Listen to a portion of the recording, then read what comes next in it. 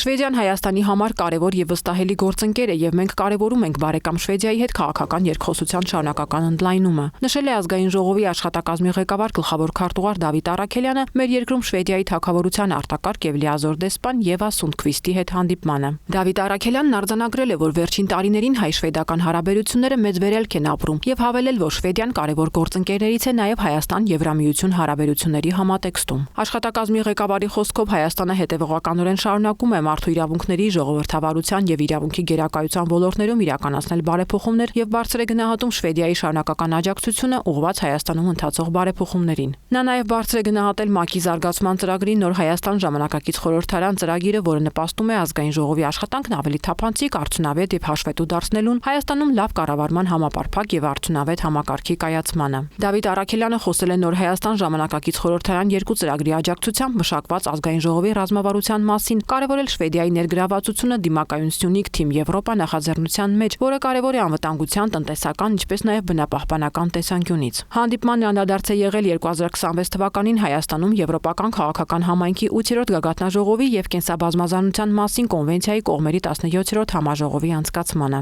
Եվա Սունդկվիստը խոսել է Հայաստանի եւ Շվեդիայի խորհրդարանների միջև վերջին տարիների արդյունավետ համագործակցությունից։ Երկկողմ կապերի խորացման տեսանկյունից դեսպանը կարևորել է երկկողմ հաճախակի փոխայցերը։